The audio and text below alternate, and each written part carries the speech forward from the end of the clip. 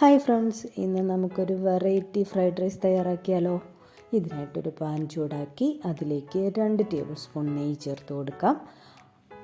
ഇനി അതിലേക്ക് all spices, കറുവാപ്പട്ട, ഗ്രാമ്പൂ, ഏലക്ക, പെരുംജീരകം ഇത് ചേർത്ത് കൊടുത്ത് അതിൻ്റെ കൂടെ തന്നെ സ്പ്രിംഗ് ഓണിയൻ വൈറ്റും കൂടെ ചേർത്ത് നമുക്കൊന്ന് മൂപ്പിക്കാം. ഇനി അതിലേക്ക് ക്യാരറ്റ്, ബീൻസ്, ക്യാപ്സിക്കം ചെറുതായി കട്ട് ചെയ്തത് ചേർത്ത് കൊടുത്ത് 1/2 ടീസ്പൂൺ ഒറിഗാനോയും അല്പം ഉപ്പും ചേർത്ത് അതൊന്ന് ഫ്രൈ ആക്കി എടുക്കാം. ഇതൊന്ന് ഫ്രൈ ആയി തുടങ്ങുമ്പോഴത്തേക്കിന് നമ്മൾ ഇതിലേക്ക് ചേർക്കുന്നത് തേങ്ങാപ്പാലാണ്. 1 ഗ്ലാസ് അരിക്ക് 1.25 അളവിൽ തേങ്ങാപ്പാൽ 3/4 പാലാണ് ചേർത്ത് കൊടുക്കുന്നത്. അത് ചേർത്ത് കൊടുത്ത് നമുക്ക് അതിലേക്ക് ആവശ്യമായ ഉപ്പും ചേർത്ത് ഒന്ന് നന്നായി ഇളക്കി അത് ഒന്ന് തിളയ്ക്കാനായി വെയിറ്റ് ചെയ്യാം. അത് തിളച്ച് തുടങ്ങുമ്പോഴത്തേക്കിന് നമ്മൾ കഴുകി വാരി റെഡിയാക്കി വെച്ചിരിക്കുന്ന അരി ഇതിലേക്ക് ആഡ് ചെയ്ത് കൊടുക്കാം. ഞാനിവിടെ ജീരകശാല റൈസാണ് യൂസ് ചെയ്തിരിക്കുന്നത്.